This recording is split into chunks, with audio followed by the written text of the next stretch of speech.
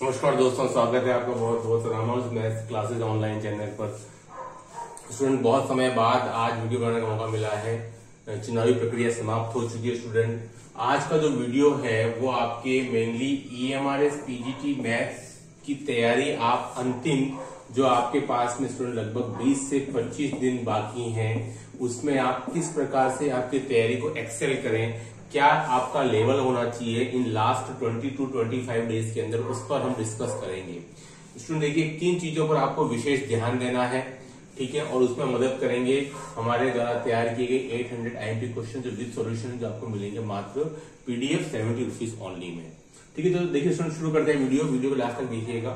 Student देखिए, ये तो पक्की बात है कि आपकी EMRS PGT का जो सिलेबस है वो आपका सिलेबस जो मैच कर रहा है वो आपके KVS और आपके NVS के सिलेबस के साथ में लगभग D2 वही सिलेबस है। तो मेरे ख्याल से जो डिफिकल्टी लेवल जो है वो भी यही रहना चाहिए, उससे ऊपर नहीं आना चाहिए, है ना। जो डिफिकल्टी जो लेवल है स्टूडेंट वो मेरे ख्याल से KVS और NVS वाला ही रहना चाहिए, न कि जो DSSSB का रहता है और न जो आपका RPSC second grade first grade का रहता है और न जो आपके UP TGT PGT का रहता है मेरे ख्याल से स्टूडेंट। तो आपको KVS और NVS के एग्जाम पेपर को, पुराने पेपर को हालांकि आपने सब देख भी लिए होंगे, लेकिन अब अंतिम समय में स्टूडेंट आपका जो मॉक टेस्ट है ये बहुत ही इंपॉर्टेंट रोल प्ले करता है, क्योंकि इन अंतिम 20 से 25 दिनों में आपको जो बाकी का जो सिलेबस है आपके कंटेंट के अलावा, जिसमें आपका रीजनिंग आ गया, GK आ गया, आपका सब कुछ आ गया स्टूडेंट, वो भी प्रिपेयर करना है और साथ साथ में पैरेलल ये भी चलाना है।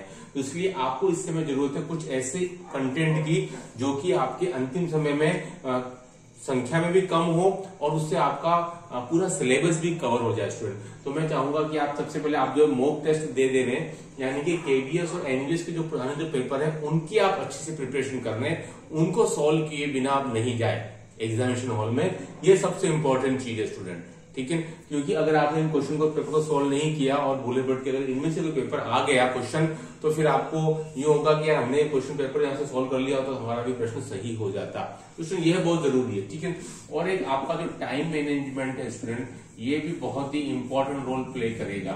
जो ओल्ड स्टूडेंट है जिन्होंने कि पहले 2, 3, 4 पेपर दिए हैं उनके लिए प्रॉब्लम नहीं है, लेकिन जो फ्रेशर है स्टूडेंट, बहुत बड़ी संख्या में फ्रेशर इस एग्जाम में बैठने वाले हैं। जैसा कि आपको पता है स्टूडेंट, PGT में लगभग आपके 4 लाख के आसपास फॉर्म भरे गए हैं, टोटल बता रहा हूं स्टूडेंट, ठीक है। तो ये बहुत बड़ी संख्या होती है ना।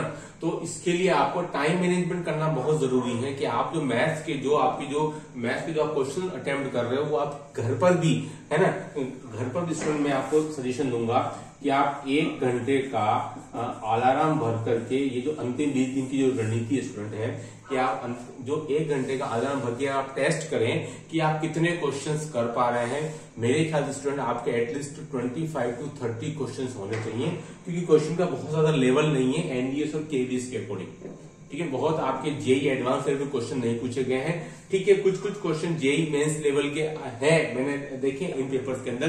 तो आपने अगर तैयारी अपनी JEE मेंस लेवल को टच कर लिया है तो कोई दिक्कत नहीं है स्टूडेंट। तो आपको चेक कर लेना है 1 घंटे का अलार्म स्टूडेंट, कम से कम आपके 25 to 30 क्वेश्चन आपके सही होने चाहिए, ये आपका रेशो होना चाहिए एटलीस्ट, ठीक है। अगर आप इससे कम जा रहे हो, यानी कि आपके 20 प्रश्न ही हो रहे हैं, 15 प्रश्न ही हो रहे हैं, इसका मतलब आपको अपने टाइम मैनेजमेंट पर काम करने की बहुत जरूरत है। क्योंकि अगर आपने इधर काम नहीं किया और आप कितना भी अच्छा आता हो, मैथ्स आपका बहुत स्ट्रांग है, लेकिन आपको पता है एक समय की बाध्यता है। अगर उस समय के अंदर उस स्टिपुलेटेड टाइम में अगर आपने अपना काम खत्म नहीं किया तो फिर आपके हाथ से OMR शीट छीन के ले जाई जाएगी और फिर आपके पास कुछ नहीं बचेगा फ्रेंड।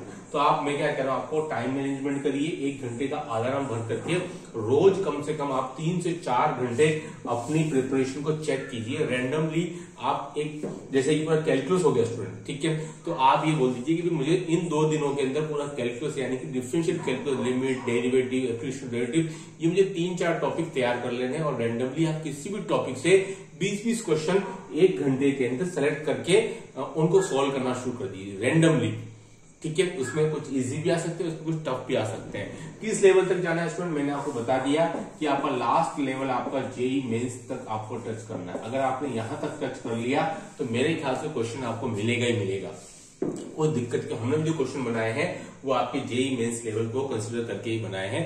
इस लेवल की आप कोई भी बुक ले सकते हैं जो मार्केट में अवेलेबल है लास्ट 20 to 20 डेज के लिए, ठीक है, क्योंकि यही अंतिम समय की तैयारी आपके लिए सिलेक्शन के लिए बहुत ज्यादा इंपॉर्टेंट रहेगी, ठीक है। तो आप ये काम कर सकते हैं, 1 घंटे का अलार्म भर करके और आप अपनी टाइम मैनेजमेंट के अकॉर्डिंग क्वेश्चन चेक कीजिए 25 से 30 हो रहे हैं या नहीं हो रहे। दूसरी बात, मॉक टेस्ट देते रहिए। मार्केट में बहुत सारी बुक्स आपको अवेलेबल हो जाएंगी, मॉक टेस्ट देते रहिए कि भाई आपने जो 80 जो क्वेश्चन आने वाले मैथमेटिक्स के पेपर से आपको जो कंटेंट वाइज है उसमें से आप एक एवरेज यानी कि आप डेली का स्टूडेंट एक टेस्ट दीजिए, है ना। डेली आपको 1 टेस्ट देना ही देना, यहां पर भी आपको चूक नहीं करनी है, क्योंकि आपकी तैयारी का पार्ट 50% ही रहता है और आपका जो टेस्ट जो आप दे रहे हैं घर पर या किसी भी कोचिंग स्टूडेंट, वो आपका 50% रोल प्ले करता है आपके सिलेक्शन को लेकर के। बहुत इंपॉर्टेंट है ये फेज, लास्ट 20 to 25 डेज को आप हल्के में ना लें।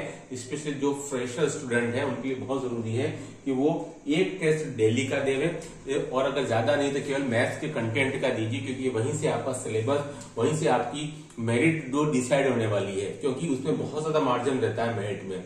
कोई 30 कर पाता है, कोई 40, कोई 50, ठीक है। आपका जो फर्स्ट पेपर जो है इसमें जीके भी आ रहा है, रीजनिंग भी आ रहा है, उसमें बहुत ज्यादा मार्जिन, बहुत ज्यादा आपका डिविएशन वेरिएशन नहीं आता है किसी भी पेपर के अंदर, लेकिन जो मैथ्स है वही आपको डिसाइड करेगा मेरिट को लेकर के। तो आप मैथ्स को, इस पेपर को अच्छे से, आप कंटेंट को अच्छे से कीजिए।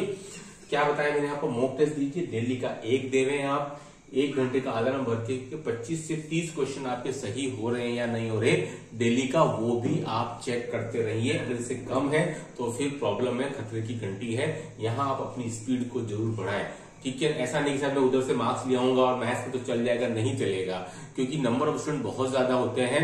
एक सीट के ऊपर लगभग आपके सामने 80 से 100 स्टूडेंट का आपको उनको जब पीछे करेंगे तब जाकर के आपका सिलेक्शन होगा स्टूडेंट। इसके लिए आपका कंटेंट वाला पार्ट प्लस आपका जो अदर जो मैथ्स कंटेंट है, दोनों ही आपके सॉलिड होने चाहिए, तब जाकर के आपको पीजीटी मिल पाएगा स्टूडेंट। ये मान के चलिए, कहीं भी आप बिल्कुल कोताही या चूक नहीं कर सकते हैं, ठीक है स्टूडेंट। तो मैं क्या कह रहा था, आपको जेईई मेंस लेवल तक आपको एक बार टच हो जाना है। ऐसा नहीं कि आप केवल एनसीईआरटी की बुक्स तक ही जाएंगे, क्योंकि वो तो ठीक है, मुझे लगता है कि आपके 70 to 75% क्वेश्चन जो है आपके एनसीईआरटी वाली बुक से मिल जाने चाहिए, क्योंकि एनवीएस टीवी से मिल रहे हैं। लेकिन मैंने फिर कहा है आपको, मेरिट डिसाइडर आपका वही 20 से 25% क्वेश्चन होंगे जो हर कोई नहीं कर पाएगा। 10 में से 7 क्वेश्चन तो लगभग सभी स्टूडेंट कर लेंगे, तो आप भी कर रहे हैं। तो मेरिट डिसाइड कहां से होगी?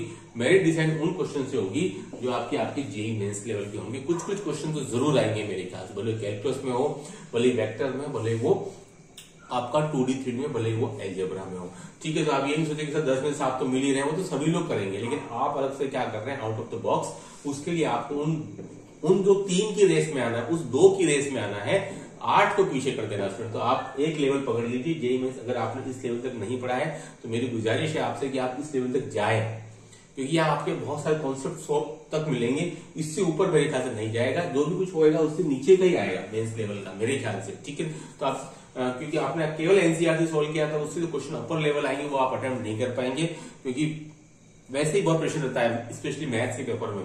तो आपने अगर टच भी नहीं किया था तो फिर पॉसिबल ही नहीं है वहां जाके एग्जाम में क्वेश्चन कर पाना। इसलिए बहुत जरूरी स्टूडेंट कि आप इस लेवल तक जाएं और उसकी इस बुक को बेस बनाकर कोई भी बुक ले लो मार्केट में। आर डी शर्मा भी ठीक है, अध्ययन की भी ठीक है, हमारे जो राजस्थान में जो चलती है एसआर सैनी की, वो भी बढ़िया है। आपकी जो यूपी में जो चलती है आपका वो जो यूथ कंपटीशन वाली बुक, वो भी अच्छी है, ठीक है। इसके अलावा आपकी जो गोल्डन की जो बुक है आपकी एररलेस मैथमेटिक्स वाली, एररलेस, वो भी बढ़िया बुक है। कोई बुक का आप बेस बना सकते हो मेंस लेवल की। मेरा कहने का मतलब है कि इससे अबोव यहां तक तो टच कीजिए, क्योंकि क्वेश्चन यहां तक जाके मेरे ख्याल से रुकना चाहिए। तो आपने यहां तक किया है तो आपको मैक्सिमम क्वेश्चन मिल जाएंगे। टाइम मैनेजमेंट करिए, मॉक टेस्ट दीजिए, पेपर का एक लेवल के अकॉर्डिंग उस लेवल तक आप तैयारी कीजिए। कि मैक्सिमम स्टूडेंट क्या होते हैं कि एनसीईआरटी की तक ही तैयारी करके जाते हैं, वहां से कुछ भी टफ आता है तो उसको अटेम्प्ट नहीं कर पाते, फिर वो मेरिट में पीछे रह जाते हैं। सिलेक्शन तो स्टूडेंट आप जानते हैं कि 100 में से आई थिंक शायद 1 या 2 का ही होने वाला है। तो इसलिए आपको कुछ एक्स्ट्रा करना बहुत जरूरी है स्टूडेंट। ये जो 20 से 25 दिन है वो इंपॉर्टेंट फेज है। आपने अब तक क्या पढ़ा है वो डिसाइड करेगा अब ये 20 से 25 वाला दिन आपके सिलेक्शन को, और उसमें हमारे क्वेश्चन इंपॉर्टेंट रोल प्ले करेंगे। मैं फिर बता देता हूँ, सारे क्वेश्चन हैंड रिटन है, हमने किसी भी कंप्यूटर से इसको नहीं निकलवाया है। मैक्सिमम हिंदी मीडियम में लिखे हुए हैं, लेकिन जो स्टूडेंट इंग्लिश मीडियम में तैयारी कर रहे हैं उनके लिए भी आईएमपी रहेंगे। इन क्वेश्चंस के सेट में UP, TGT, PGT, RPSC first grade, second grade, DSSB, TGT, PGT, KVS, NBS, सारे क्वेश्चंस का इसमें हमने मिला करके उनको बनाया है, जो बहुत यूजफुल आपके लिए साबित होंगे स्टूडेंट। ठीक है, तो इस वीडियो बनाने का पर्पस ये था, स्पेशली फॉर बिगिनर्स के लिए था, फ्रेशर के लिए था, कि कुछ स्टूडेंट के अभी मैसेज भी आए थे, मैं वीडियो नहीं बना पा रहा था करीबन 20-22 दिन से, चुनाव में सब तैयारी में सब लगे हुए थे स्टूडेंट, है ना। तो ये जो 20-25 दिन है वो इम्पोर्टेंट है फ्रेशर स्टूडेंट के लिए, ताकि उसको पता चल सके हमको तैयारी किस दिशा में करनी है, कैसे करनी है स्टूडेंट।